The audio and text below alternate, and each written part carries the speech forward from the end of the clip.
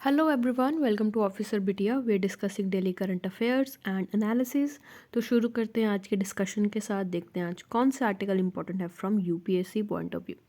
तो let's begin with the discussion. The first article is about districts of Andhra Pradesh. तो आंध्र प्रदेश में 13 new districts बनी है। हमारे लिए ये इंपॉर्टेंट नहीं है कि कौन सी नई डिस्ट्रिक्ट्स बनी है, हमारे लिए ये इंपॉर्टेंट है कि डिस्ट्रिक्ट बनती कैसे हैं, फॉर्म कैसे होती है, इसमें क्या सेंट्रल गवर्नमेंट का रोल होता है, स्टेट गवर्नमेंट कैसे फॉर्म करती है। तो इसका पूरा प्रोसीजर हमारे लिए इंपॉर्टेंट है, तो उसी के बारे में पढ़ेंगे। जो जगन मोहन रेड्डी हैं, जिनकी गवर्नमेंट है आंध्र प्रदेश में, उन्होंने 13 न्यू डिस्ट्रिक्ट्स बनाई हैं आंध्र प्रदेश में। एंड बेसिकली ये कैसे क्रिएट किया गया है, ये created on the basis of parliamentary constituencies. तो अगर हम टोटल डिस्ट्रिक्ट्स की बात करें तो अब 26 डिस्ट्रिक्ट्स हो गई हैं आंध्र प्रदेश में। So here is the map of the districts of Andhra Pradesh. You can see these are the districts. अब देखते हैं कि डिस्ट्रिक्ट्स क्यों फॉर्म की गई हैं। बेसिकली हम डिस्ट्रिक्ट या कोई भी स्टेट या कोई भी कंट्री को क्यों फॉर्म करते हैं अगर हमें उसका डिवीजन करना है। फर्स्टली एक तो एडमिनिस्ट्रेटिव कन्वीनियंस की वजह से, क्योंकि अगर ज़्यादा बड़ा एरिया होगा, ज़्यादा पॉपुलेशन होगी, उसमें ज़्यादा हमें ऑफिसर्स की डिप्लॉयमेंट चाहिए होगी ताकि वो एरिया को मैनेज कर सके, उसका एडमिनिस्ट्रेटिव को अच्छे से देख सके। दूसरा, गवर्नमेंट का control, law and order problem भी इशू आता है। गवर्नमेंट रीच नहीं कर पाती हर एक लोग के पास, हर एक पीपल के पास, इसलिए it is important to divide particular area. तो वही रीज़न है जिसकी वजह से हमने आंध्र प्रदेश में भी डिवीजन किया है। इससे पहले जो डिस्ट्रिक्ट थी, जो लास्ट डिस्ट्रिक्ट क्रिएटेड हुई थी, दैट वाज क्रिएटेड इन 1979 जब आंध्र प्रदेश डिवाइड नहीं हुआ था। एंड जो नई डिस्ट्रिक्ट क्रिएट हुई थी दैट वाज विजयनगरम डिस्ट्रिक्ट। अब देखते हैं कि इंडिया में डिस्ट्रिक्ट क्रिएट कैसे होती है। हमारे लिए ये बहुत इंपॉर्टेंट है जानना कि डिस्ट्रिक्ट कौन बनाता है।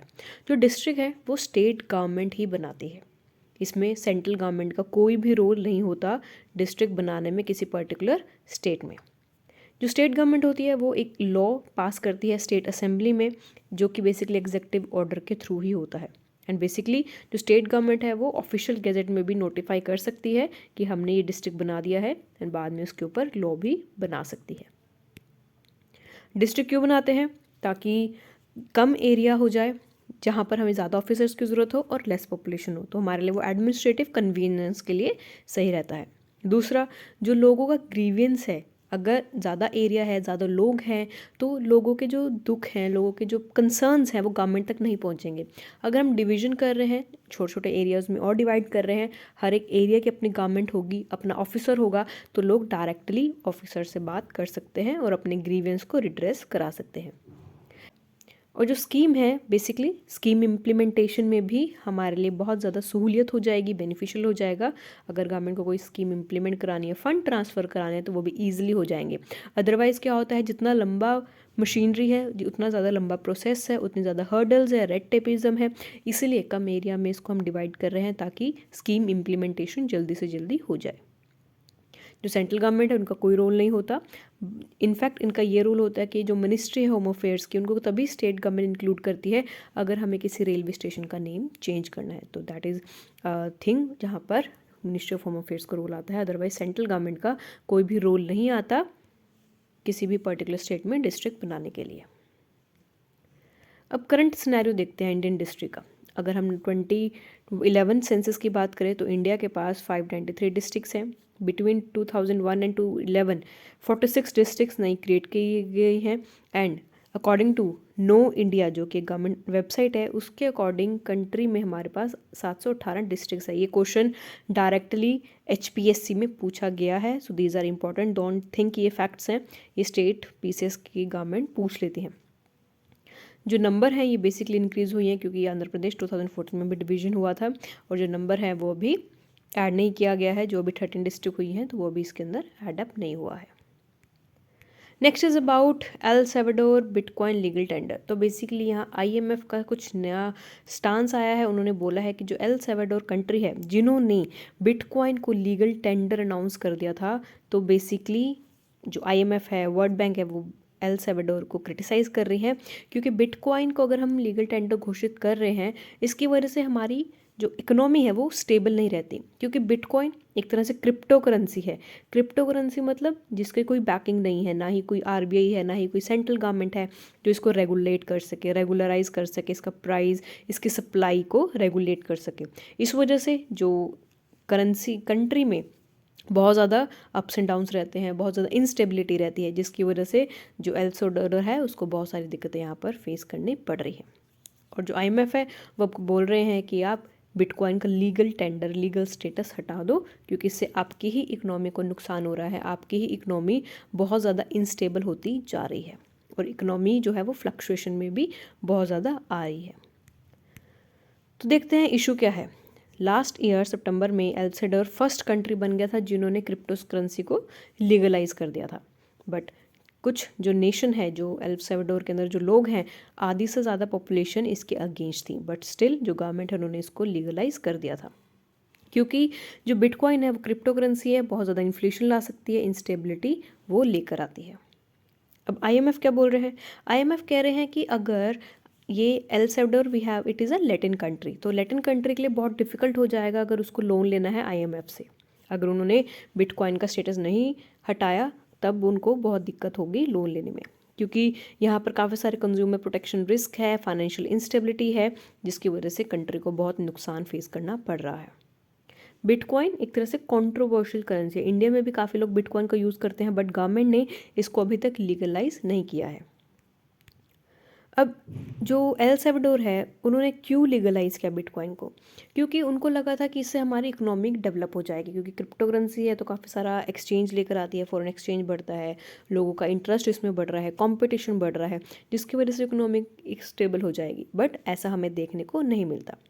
जो कंट्री है उन्होंने 200 नई कैश मशीन्स को भी इंस्टॉल किया है, और जो एल सल्वाडोर है उन्होंने प्लान किया है कि एक बिटकॉइन सिटी भी बना दे at the base of a volcano. And ये भी बोला जा रहा है कि हम बिटकॉइन इसलिए यूज़ कर रहे हैं कि अगर गवर्नमेंट को कोई प्रोजेक्ट को फंड करना है तो हमारे पास पैसे भी आ जाएंगे। So these are the reason जिसकी वजह से एल सल्वाडोर ने बिटकॉइन को लीगल किया था। अब देखते हैं कि हुआ क्या है बिटकॉइन के लीगलाइज होने के बाद। जब से उन्होंने लीगलाइज किया है तब से बिटकॉइन की आधी से ज़्यादा वैल्यू कम हो गई है, और जो लोग हैं वो ऑलरेडी डिवाइडेड हो चुके हैं, वो इसके अगेंस्ट थे, क्योंकि बिटकॉइन इंस्टेबिलिटी ही लेकर आती है। आप इसके ऊपर अपनी इकोनॉमी को नहीं डिपेंड कर सकते। जब किसी करेंसी की बैकिंग ही नहीं है, कोई इंस्टीट्यूशन ही नहीं है जो उसको कंट्रोल कर रहा है, तो कैसे कोई इकोनॉमी उसके ऊपर स्टेबिलिटी हासिल कर सकती है? सो इसीलिए जो कंट्री है बहुत ज़्यादा दिक्कत फेस कर रही है। जो कंट्री है उन्होंने $30 बिलियन बिटकॉइंस को यूज़ किया था एज अ स्टार्टिंग में, बट किसी भी ज़्यादा जो लोग हैं वहाँ के उनको नहीं पता था कि कैसे बिटकॉइन यूज़ करना है एंड बिटकॉइन होता क्या है, कैसे काम करता है, एप्लीकेशंस क्या है, तो लोगों को इसके बारे में अवेयरनेस ही नहीं थी। अब लोगों को अवेयरनेस ही नहीं है और आप उसी के ऊपर अपनी इकोनॉमी को डिपेंड कर रहे हो, तो जिसकी वजह से यहाँ पर काफ़ी सारे बैकलैश भी फेस करने पड़ रहे हैं। वर्ल्ड बैंक क्या बोल रहा है? वर्ल्ड बैंक भी यही बोल रहा है जो आईएमएफ ने बोला था कि ये बहुत गलत है। उन्होंने वार्न भी किया था एल सल्वाडोर को जब उन्होंने लीगलाइज करने वो लगे थे, क्योंकि एक तरह से ये अटेंशन सीकिंग मूव था। जो भी अभी करंट अथॉरिटीज रजीम है एल सल्वाडोर की, उनका मेन मोटिव था अटेंशन पाने का, ताकि जो वर्ल्ड की कंट्रीज है उनकी तरफ आएँ, हमको लोन दें, हमारी इकोनॉमी को सपोर्ट करें। अब एल सल्वाडोरियंस जो बाहर रहते हैं उनका क्या मानना है? उनका मानना है कि अगर हमारी जो कमाई है हम एल सल्वाडोर के बाहर कर रहे हैं, हम उसमें से 20% अपनी कंट्री की जीडीपी को कंट्रीब्यूट करते हैं। तो जो एल सल्वाडोर बाहर काम कर रहे हैं वो अगर मनी को अपनी कंट्री में भेज रहे हैं बिटकॉइन के थ्रू, तो वो बहुत ज़्यादा सस्ता उनके लिए पड़ जाएगा। तो ये यहाँ पर इशू आ रहा है। So this is the thing कि एल सल्वाडोर यहाँ पर मेजर क्रिटिसिज्म का इशू भी बनता जा रहा है। एंड मेजर थिंग है बिटकॉइंस, क्योंकि क्रिप्टो करेंसी सिर्फ एक नहीं है बिटकॉइन, बहुत सारी क्रिप्टो करेंसी है मार्केट में जिसके ऊपर बहुत ज़्यादा कंपटीशन भी है, बहुत ज़्यादा फेलियर्स भी हैं, रिस्क भी हैं। तो इसलिए अगर आप बिटकॉइन में या किसी भी क्रिप्टो करेंसी में इन्वेस्ट कर रहे हैं then you should make a very wise decision. तो अब देखते हैं कि एल सल्वाडोर है कहाँ। तो एल सल्वाडोर है आपका मेक्सिको के नीचे। So this is your El Salvador, this is between Caribbean sea and इधर आपका पैसिफिक ओशन आता है, this is Gulf of Mexico. क्योंकि यूपीएससी जनरली ऐसे ही क्वेश्चन पूछती है कि El Salvador is a between Tropic of Cancer and Capricorn, then you should know it is between Tropic of Cancer and equator. Next is about ordinance to dilute Lokayukta powers. तो केरला में एक law पास करने की बात हो रही है जहाँ पर बात किया जा रहा है कि जो लोकयुक्त होता है, पहले हम ये भी देखेंगे कि लोकयुक्त होता क्या है, इसके पावर्स क्या होते हैं, कैसे काम करता है, कौन अपॉइंट करता है, क्योंकि हमारे लिए यूपीएससी के लिए वही इंपॉर्टेंट है। इसका थोड़ा एक पहले बैकग्राउंड देखते हैं कि इशू एक्चुअली में है क्या।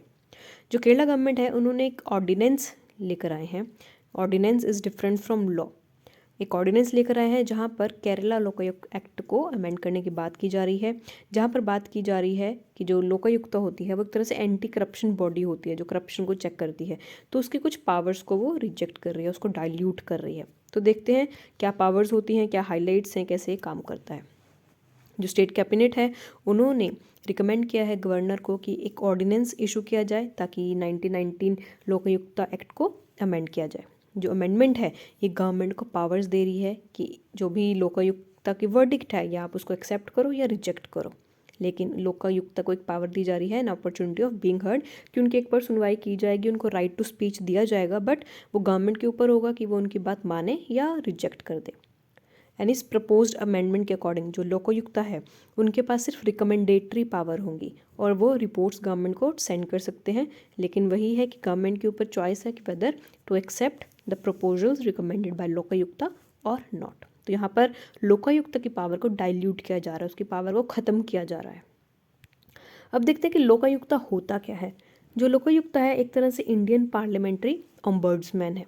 यहाँ पर उसको पावर दी जाती है कि वो करप्शन स्टेट में चेक किए, एंड इसके लिए हमने एक लोकायुक्त एक्ट बनाया था जिसके तहत ही हम लोकायुक्ता को अपॉइंट करते हैं।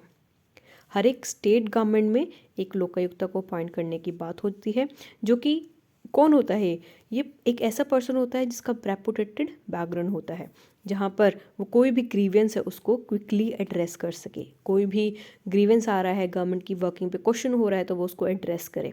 जो बेसिकली गवर्नमेंट की इंटेग्रिटी है उसको मेंटेन करने का ये काम करता है। इसको कोई भी गवर्नमेंट डिसमिस नहीं कर सकती, ना ही इसको ट्रांसफ़र किया जा सकता है किसी भी दूसरी गवर्नमेंट में अगर ये एक बार अपॉइंट हो जाए। बट ये आप रिमूव हो सकता है, लेकिन ये तभी रिमूव होगा जब तक इम्पीचमेंट मोशन पास नहीं किया जाता, तब तक लोकायुक्ता रिमूव या वहाँ से हटाया नहीं जा सकता। तो इम्पीचमेंट बहुत डिफिकल्ट प्रोसेस हो जाता है क्योंकि इसके लिए हमें स्पेशल मेजॉरिटी की ज़रूरत होती है for the impeachment of Lokayukta. अब देखते हैं कि फर्स्ट स्टेट कौन सी थी जिन्होंने लोकायुक्ता को इंट्रोड्यूस किया। This is a very important question क्योंकि महाराष्ट्र है फर्स्ट स्टेट जिन्होंने इंस्टीट्यूशन ऑफ लोकायुक्ता को बनाया था थ्रू लोकायुक्ता एंड उप लोकायुक्ताज एक्ट इन 1971। महाराष्ट्र के बाद दूसरी गवर्नमेंट्स भी ने भी इसको फॉलो किया था, जैसे उड़ीसा, राजस्थान, यूपी, बिहार, मध्य प्रदेश, सुदीदादा गवर्नमेंट जिन्होंने महाराष्ट्र के बाद लोकायुक्ता एक्ट अपनी स्टेट में इम्प्लीमेंट किया था।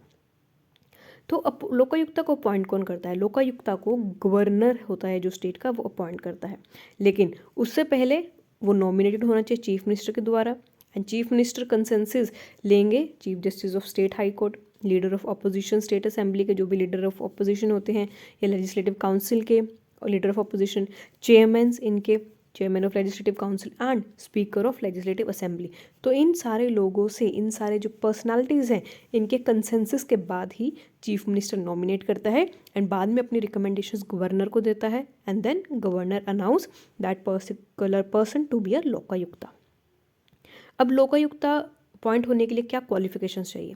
तो अगर उसको अपॉइंट होना है as a Lokayukta, then he must be retired chief justice और जज और अ रिटायर्ड जज ऑफ हाई कोर्ट, अगर उसको लोकायुक्ता की पोजीशन पर जाना है। So this is the thing, this is very important, very very very important from UPSC point of view, because UPSC directly ये सिंपल से क्वेश्चन भी पूछ लेता है कि कैसे उन्होंने कंसेंसस की जगह यहाँ पर कोई वर्ड और यूज़ कर लिया, जैसे कनकरेंट, या फिर in consultation with chief minister, या फिर इट इज़ कंपल्सरी कि हमें स्टेट हाई कोर्ट का डिसीजन ले मानना है। तो something like that UPSC do confuse us with the thing, but we should know कि इट्स जस्ट कंसेंसस। यहाँ पर हम कंसल्टेशन तो ले रहे हैं, बट इट इज़ नॉट कि वो मैंडेटरी ही फॉलो किया जाए बाय चीफ मिनिस्टर।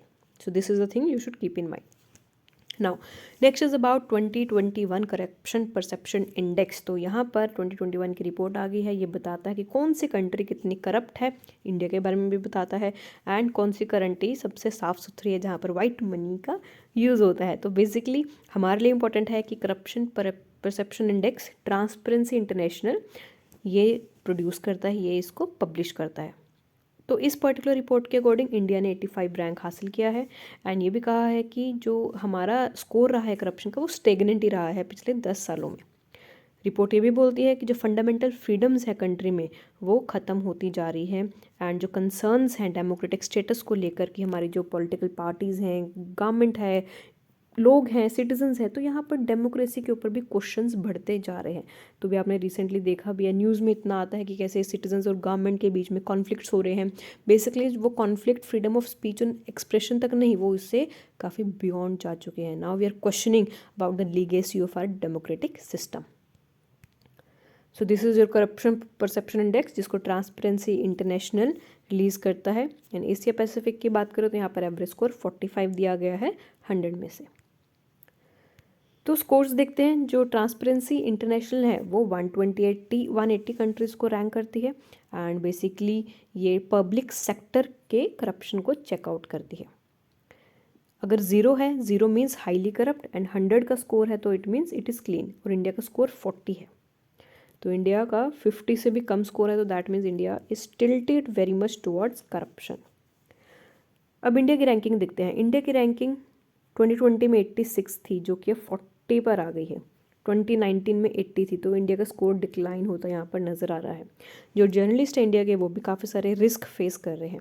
जो एक्टिविस्ट हैं वो भी विक्टिम बनते जा रहे हैं। क्योंकि आज के टाइम में क्या हो रहा है, क्योंकि आज क्या टाइम में अगर कोई पर्सन, सपोज एक जर्नलिस्ट है, वो किसी ऑनेस्ट पर्सन की हेल्प कर रहा है, तो जो गवर्नमेंट है, पॉलिटिकल पार्टी उसको सपोर्ट कर रही है, वो उसी के अगेंस्ट जाकर उसी को मैनिपुलेट करके उसी की डेथ भी करवा देती है, उसका मर्डर हो जाता है। तो मर्डर्स के भी इतने सारे केसेस आते हैं जर्नलिस्ट के, क्योंकि एक्टिविज्म ख़त्म होता जा रहा है। अब बहुत ज़्यादा करप्शन ही बढ़ता जा रहा है। पॉलिटिकल पार्टीज़ अपने बारे में सोच रही हैं, जो पीछे बैक हैंड जो लोग होते हैं वो सिर्फ अपना फ़ायदा देख रहे हैं। तो इसलिए या तो पुलिस अटैक के वो विक्टिम बन जाते हैं, लोकल ऑफिशियल्स के, या फिर क्रिमिनल ग्रुप्स या गैंग्स के। और ये भी कहा गया इस रिपोर्ट में कि जो भी पर्सन या ऑर्गेनाइजेशन गवर्नमेंट के अगेंस्ट बात करता है तो उसको भी टारगेट किया जाता है, या तो सेडिशन के नाम पर कि गवर्नमेंट के अगेंस्ट हेट्रेड फैला रहा है, या गवर्नमेंट के अगेंस्ट ये नफ़रत फैला रहा है, लोगों के बीच में आपसी मतभेद बढ़ा रहा है। डेफेमेशन के चार्जेस लगा दिए जाते हैं, सिक्योरिटी पर क्वेश्चन आता है, इवन कंटेम्प्ट ऑफ कोर्ट भी यहाँ पर होता है, हेट स्पीचेस यहाँ पर दिया जाता है। तो इतनी सारी चीज़ें अब बढ़ती जा रही हैं, जिसकी वजह से जो डेमोक्रेटिक सिस्टम है, जो पिलर है हमारा डेमोक्रेसी का, वो खतरे में आता जा रहा है। पाकिस्तान के बारे में रिपोर्ट देखते हैं। पाकिस्तान का 140 रैंक है, एंड जो इंडेक्स स्कोरिंग है उसका 28 है। पाकिस्तान का बहुत बुरा स्कोर रहा है, क्योंकि वहाँ पर ना ही कोई रूल ऑफ लॉ है, ना ही कोई रेगुलेशंस है। 2020 में पाकिस्तान का 124 स्कोर था, और जो स्कोर है पाकिस्तान का 2020 में वो 31 था। तो कितना ज़्यादा यहाँ पर चेंजेस आ गया है, पाकिस्तान में भी करप्शन बढ़ता जा रहा है। जो रिपोर्ट है ये तभी आई है जब इमरान खान की गवर्नमेंट कोशिश कर रही है कि गवर्नमेंट को क्लीन साबित करने की। एंड इनफैक्ट जो पाकिस्तान है वो 117 उसका रैंक था, जब पाकिस्तान में मुस्लिम लीग जो कि नवाजुद्दीन थे वहाँ पर उनका रूल था। बांग्लादेश की बात करें, बांग्लादेश का स्कोर 26 है and was ranked at 147th position. अब रिलेटिव पोजीशन देखते हैं इंडिया की। अराउंड 86% जो हमारी कंट्री है वहाँ पर ज़्यादातर कुछ और कुछ या फिर थोड़ी सी ही इम्प्रूवमेंट देखने को मिली है। India was one of among them, क्योंकि इंडिया का 94th पोजीशन था 2012 में। डेनमार्क ने टॉप किया है, उसके बाद न्यूजीलैंड आता है, यानी इनके स्कोर 88 के अराउंड है। अगर हम एशिया पैसिफिक रीजन की बात करें तो यहाँ पर 70% रीजन ऐसा है जिसने 50% बिलो रैंक किया है। हाउएवर जो मेजर स्कोर रहे हैं that is China and India, इन्होंने बहुत बुरा परफॉर्म किया है। श्रीलंका एक ओनली ऐसी कंट्री थी जिसका परफॉर्मेंस इम्प्रूव नहीं हुआ एज़ कम्पेरेटिव टू 2012। अगर हम पूरे वर्ल्ड की कंट्रीज़ की बात करें तो शैलीज़ हैं एंड आर्मेनिया है, इन्होंने बहुत ज़्यादा इम्प्रूवमेंट किया है अपने स्कोर में। यहाँ पर करप्शन बहुत ज़्यादा कम हुआ है। Even Italy, UK, Argentina, Austria, China ने भी अपने स्कोर को इम्प्रूव किया है। तो ट्रांसपेरेंसी इंटरनेशनल की बात करते हैं। तो ट्रांसपेरेंसी इंटरनेशनल एक तरह से नॉन गवर्नमेंटल ऑर्गेनाइजेशन है। तो आपको ध्यान रखना है, ट्रांसपेरेंसी इंटरनेशनल कोई ऑर्गेनाइजेशन गवर्नमेंट ऑर्गेनाइजेशन नहीं है, ये नॉन गवर्नमेंट ऑर्गेनाइजेशन है, जिसको 1993 में फाउंड किया था एंड इसका हेडक्वार्टर है बर्लिन, जर्मनी में। ये बेसिकली दो तरीके की रिपोर्ट को पब्लिश करता है, एक है करप्शन परसेप्शन इंडेक्स एंड दूसरा है ग्लोबल करप्शन बैरोमीटर। एंड ये वही काम करता है कि अगर कोई करप्शन हो रहा है उसको मेजर करता है, उसके अगेंस्ट एक्शन लेता है एंड ट्राई करता है कि क्रिमिनल एक्टिविटीज़ कंट्रीज़ में कम हो सके। क्योंकि अब जब डेमोक्रेसी इंस्टेबिलिटी आ रही है तो यहाँ पर बहुत ज़्यादा खतरा है सिक्योरिटी का, एंड क्रिमिनलाइजेशन यहाँ पर भी बढ़ता नज़र आ रहा है। तो ट्रांसपेरेंसी इंटरनेशनल काम करता है कि इन पर चेक किया जाए एंड सो दैट जो कंट्रीज़ है वहाँ पर डेमोक्रेसी इंश्योर हो सके और करप्शन कम हो सके। So this is about Transparency International. So that was all about today. Thank you very much for listening. If you have any doubt, do let us know in the comment section, and you can also write us to us at info@officerbitia.com. So thank you very much and all the best for your preparation.